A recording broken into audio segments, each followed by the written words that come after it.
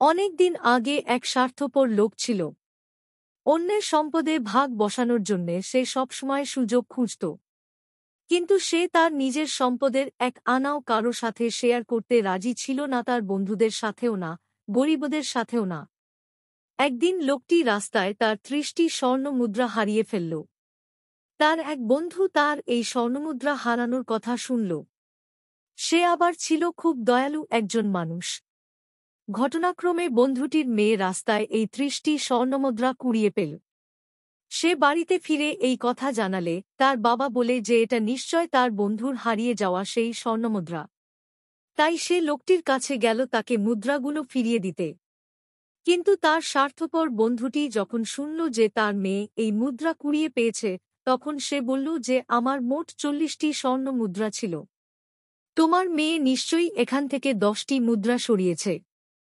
আমাকে তোমার ৪০টি মুদ্রাই দিতে হবে। একথা শুনে লোকটি রেগে গেল এবং মুদ্রাগুলো সেখানে রেখে চলে গেল।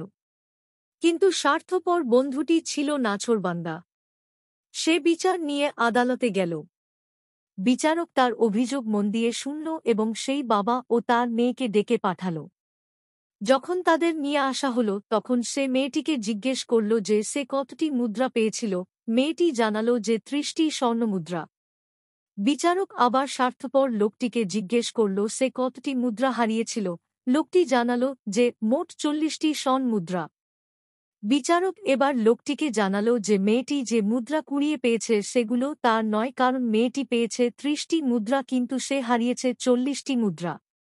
সে মেয়েটিকে এই মুদ্রাগুলো তার সাথে নিয়ে চলে যেতে বলল এবং জানাল যে যদি কেউ জানায় যে ৩০টি মুদ্রা হারিয়েছে তবে তাকে আবার ডেকে পাঠাবে। বিচারক লোকটিকেও বলল যে কেউ যদি খবর দেয় যে সে ৪০টি স্বর্ণমুদ্রা পেয়েছে তবে তাকে ডেকে পাঠানো হবে। তখন সাথে সাথে স্বার্থপর লোকটি স্বীকার করল যে সে মিথ্যা বলেছিল এবং আসলে সে ৩০টি স্বর্ণমুদ্রাই হারিয়েছে। তাই তাকে সেগুলো ফিরিয়ে দেয়া হোক। কিন্তু বিচারক তার কোনো কথাই শুনল না।